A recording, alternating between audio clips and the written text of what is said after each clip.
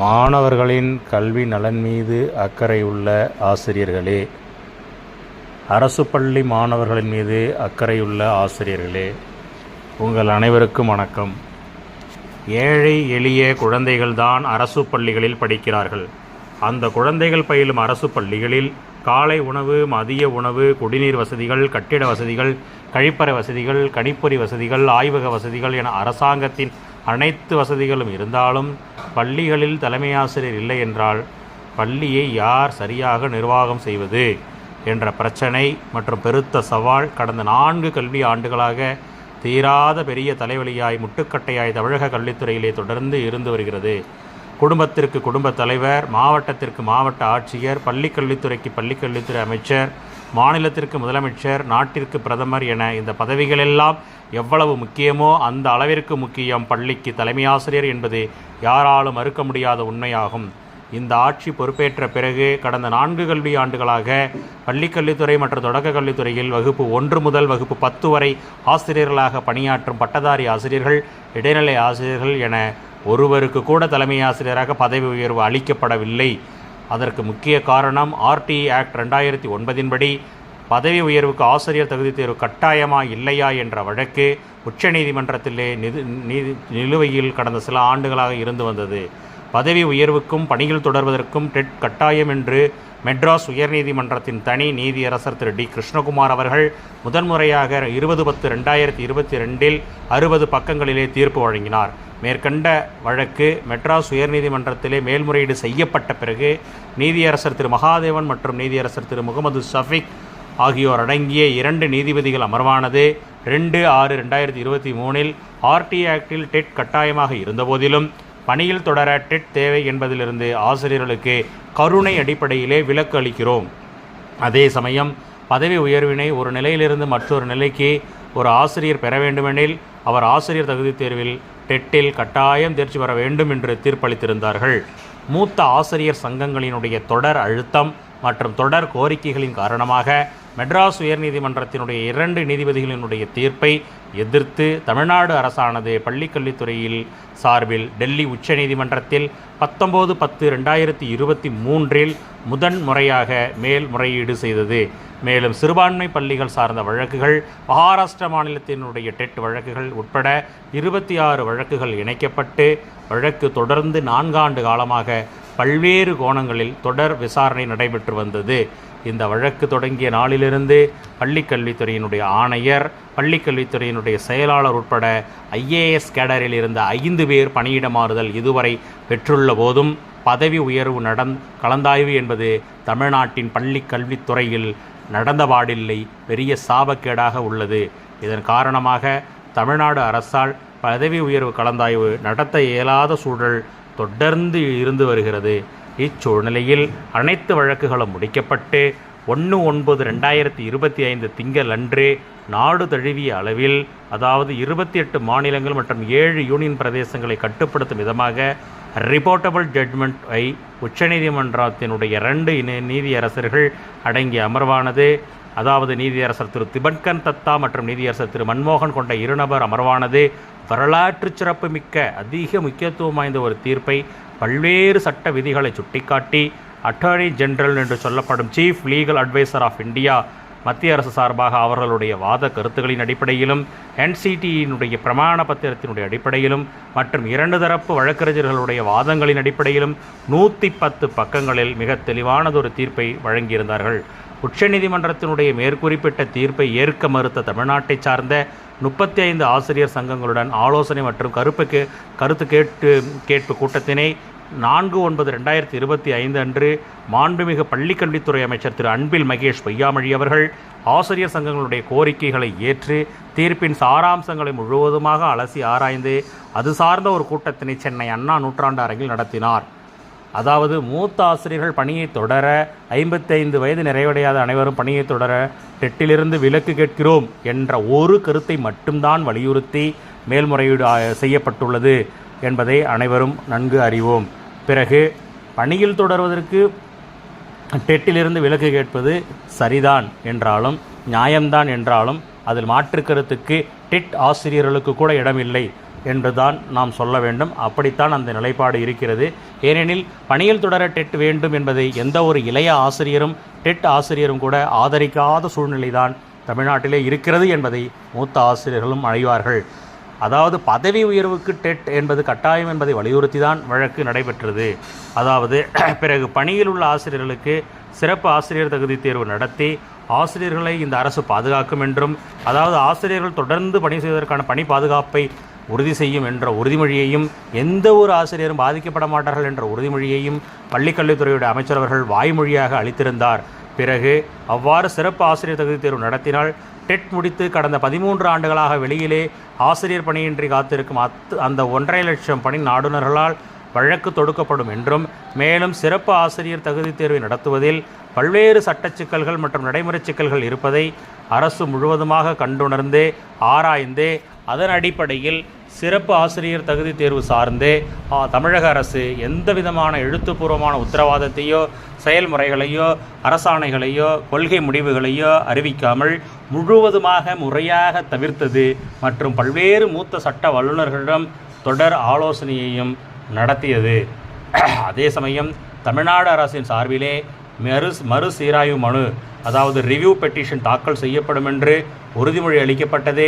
அவ்வாறு தாக்கல் செய்யப்பட்டிருப்பதாகவும் தகவல்கள் புலனக்குழுக்கள் வழியாக அனைத்து ஆசிரியர் குழுக்களிலும் பகிரப்பட்டும் வந்து கொண்டிருக்கிறது.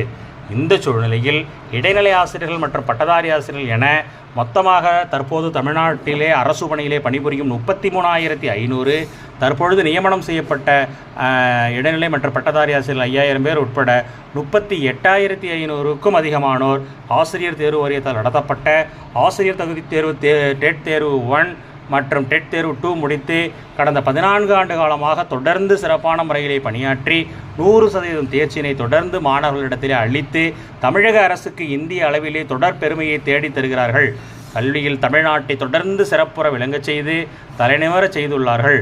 இத்தகைய பல்வேறு சிறப்புகளை கொண்டிருக்கும் டெட் ஆசிரியர்களான இவர்கள் அனைவரும் முழு கல்வி தகுதியுடன், அதாவது ஆர்டி ஆக்ட் 2009 நடைமுறைக்கு வந்த பிறகு அச்சட்டத்தின்படி முழு கல்வி தகுதியுடன் with TET paper 1 and 2 pass செய்து பணிக்கு வந்து தொடர்ந்து சிறப்பான முறையிலே 14 ஆண்டு கால முழுமையான பணி அனுபவம் பெற்றிருந்தே மெட்ராஸ் உயர்நீதிமன்றத்திலே 2 முறை writ petition and writ appeal வழக்குகளிலே தீர்ப்புகளை தங்களுக்கு சாதகமாக பெற்றிருந்தும் தொடர்ந்து உச்சநீதிமன்றத்திலும் கடுமையான சட்ட போராட்டத்தை முன்னெடுத்து பதவி உயர்வுக்கு ஆசிரியர் தகுதி தேர்வு கட்டாயம் என மத்திய அரசின் குழந்தைகளுக்கான கட்டாய கல்வி உரிமை சட்டம், அந்த அடிப்படை கல்வி உரிமை சட்டத்தின்படி உச்சநீதிமன்றத்தினுடைய நீதிபதிகளால் இறுதி தீர்ப்பு பெற்றும் கூட அரசு தரப்பிலோ எந்த ஒரு கல்வி ஆர்வலர்கள் தரப்பிலோ கல்வியாளர்கள் தரப்பிலோ எந்த ஊடகங்களின் தரப்பிலோ செய்தித்தாள் வழியாகவோ தொலைக்காட்சி வழியாகவோ வானொலி வழியாகவோ வேறு எந்த ஊடகங்களின் வழியாகவோ இன்னும் கூட ஒரே ஒரு ஒற்றை ஆதரவு குரல், நம்பிக்கை குரல் கூட ஒலிக்கவில்லை என்பது வேதனைகளின் உச்சம். இதில் மெட்ராஸ் உயர்நீதிமன்றத்தின் தனி நீதிபதியினுடைய 20/10/2022 நாளிட்ட தீர்ப்புக்கோ மெட்ராஸ் உயர்நீதிமன்றத்தினுடைய 2 நீதிபதிகள் அமர்வு அடங்கிய 2/6/2023 நாளிட்ட தீர்ப்புக்கோ உச்சநீதிமன்றத்திலே வழக்கு முடிந்து இறுதி தீர்ப்பு வழங்கப்பட்ட நாளான 1/9/2025 நாள் வரையிலும் கூட, மீண்டும் நன்றாக கவனியுங்கள், 2/6/2023 நாளிட்ட தீர்ப்புக்கோ, அதாவது 20/10/2022 நாளிட்ட தீர்ப்புக்கோ உச்சநீதிமன்றத்திலே வழக்கு முடிந்து இறுதி தீர்ப்பு வழங்கப்பட்ட நாளான 1/9/2025 நாள் வரையும் மற்றும் அதற்கு பிறகும் கூட ஏற்கனவே பெற்ற 2 தீர்ப்புகளுக்கும் எந்த தடையானையும் எந்த நீதிபதிகளாலும் இது நாள் வரை வழங்கப்படவில்லை என்பது மிகவும் முக்கியத்துவம் வாய்ந்தது மற்றும் கவனிக்கத்தக்கது. எனவே அரசு பள்ளிகளில் பயிலும் 1.25 கோடி குழந்தைகளுடைய 1.25 கோடி ஏழை குழந்தைகளுடைய எளிய குழந்தைகளுடைய அந்த கல்வி நலனை மட்டும் கருத்தில் கொண்டும் மற்றும் பள்ளிகளின் திறமையான நிர்வாக நலனை கருத்தில் கொண்டும் இந்த தமிழக அரசு ஆசிரியர்களுக்கான பதவி உயர்வு கலந்தாய்வினை விரைந்து நடத்திட வேண்டும் என்பதே இங்கு பெற்றோர்கள், மாணவர்கள், ஆசிரியர்கள் அனைவரினுடைய தொடர் வேண்டுகோளாக அமைகிறது. பள்ளிகளிலே ஆசிரியர் இல்லை எனில், அதாவது பற்றாக்குறை எனில், பள்ளி மேலாண்மை குழு SMC மூலமாக மிக குறைவான சம்பளத்திலே தற்காலிக ஆசிரியர்களை நியமித்து ஏழை மாணவர்கள் பயிலும் அரசு பள்ளிகள் தொடர்ந்து தற்காலிக ஆசிரியர்கள் நிறைந்த பள்ளிகளாக இயங்கும் அவல நிலையும், தொடர்ந்து பள்ளிக்கு பள்ளி மாற்று பணிகளை டெப்டேஷன் ஏற்பாடு செய்து மேக்கப் செய்ய வேண்டிய அவல நிலைக்கு மெத்த படித்த உயர் கல்வி அதிகாரிகளும் கூட கடந்த 4 ஆண்டு காலமாக தள்ளப்பட்டுள்ளனர், மிகவும் அவதிக்கு உள்ளாக்கப்பட்டுள்ளனர் என்பதுதான் வேதனைகளின் உச்சமாக இருக்கிறது. இதை கல்வி அதிகாரிகளிடமே, வட்டார கல்வி அலுவலர்கள், மாவட்ட கல்வி அலுவலர்கள், முதன்மை கல்வி அலுவலரிடமே சென்று கேட்டு பார்த்தால் கூட புரியும். எத்தனை டெப்டேஷன் ஏற்பாடுகளை செய்கிறார்கள், அதனால் எவ்வளவு அல்லலுக்கு உள்ளாகிறார்கள், ஒவ்வொரு ஆசிரியர்களுடைய எதிர்ப்பை எவ்வாறு சந்திக்கிறார்கள் என்பது அவர்களுக்குத்தான் தெரியும். மேலும் போதுமான தகுதி வாய்ந்த தொடக்கப்பள்ளி தலைமை ஆசிரியர் இல்லாத நிலையிலே இடைநிலை ஆசிரியர்களை நேரடியாக பட்டதாரி ஆசிரியர்களாக பதவி உயர்வு பெற செய்யும் வகையில் அரசாணை 243 ஒரு திருத்தத்தையாவது இந்த அரசு செய்யும் என்பதே பணியில் உள்ள அனைத்து இடைநிலை ஆசிரியர்களுடைய எதிர்பார்ப்பாக இருக்கிறது. இல்லை என்றால் இடைநிலை ஆசிரியருடைய பதவி உயர்வு என்பது பெரிய முட்டுக்கட்டையாக இருக்கும். அதற்கு காரணமாக இந்த அரசு இருந்துவிடக்கூடாது என்பதுதான் பல ஆசிரியர்களுடைய வேண்டுகோளாக இருக்கிறது. மேலும் ஊக்க ஊதிய உயர்வு இல்லாமல் பாதிப்பு ஏற்பட்டுள்ளது. ஆசிரியர்கள் ஊக்க ஊதிய தொகையை பெற அனுமதிக்கப்பட்டிருக்கிறார்கள். இது அறிஞர் அண்ணா காலத்திலிருந்து வழங்கப்பட்ட ஊக்க ஊதிய உயர்வுக்கு எதிர்மறையாக அமைந்திருக்கிறது. சமவேளைக்கு சம ஊதியம் கேட்டு 13 ஆண்டு காலமாக இடைநிலை ஆசிரியர்கள் போராடி வருகிறார்கள். மிக கடுமையான ஒரு போராட்டத்தை ஒற்றை தலைமையின் கீழே கொண்டு வந்து போராடி வருகிறார்கள். எனவே பல்வேறு நிதி சார்ந்த மற்றும் நிதி சாராத அனைத்து விஷயங்களிலும் இடைநிலை ஆசிரியர் இனம் கடைநிலை ஆசிரியராக இருப்பதை கருத்தில் கொண்டு இந்த அரசு உரிய நடவடிக்கை எடுக்க வேண்டும் என்பது இங்கு அனைத்து இடைநிலை ஆசிரியர்கள் எதிர்பார்ப்பாக இருக்கிறது. எனவே தமிழ்நாடு அரசு பதவி உயர்வு சார்ந்த மேற்கண்ட இந்த வழிபொருந்திய பிரச்சனையிலே தனி கவனம் செலுத்தி ஹெச்எம் பதவிக்கு போதுமான எண்ணிக்கையை விட 8 மடங்கு எண்ணிக்கையிலே டெட் ஆசிரியர்கள் பணியிலே 14 ஆண்டு காலமாக சிறப்பான பணி அனுபவத்துடன் அரசு பள்ளிகளில் பணியில் இருக்கும் பொழுதே அவர்களுக்கு உச்சநீதிமன்றத்தினுடைய தீர்ப்பின்படி தலைமை ஆசிரியர் பதவி உயர்வு மற்றும் மேல்நிலைப் பள்ளிகளுக்கான முதுநிலை ஆசிரியர்களாக பதவி உயர்வு போன்றவற்றை உரிய சட்ட விதிகள் மற்றும் உச்சநீதிமன்ற தீர்ப்புகளின்படி வழங்கி இந்தியாவிலேயே கல்வியில் சிறந்த மாநிலம் தமிழ்நாடு என்று மாறுதட்டி கொள்கிறது.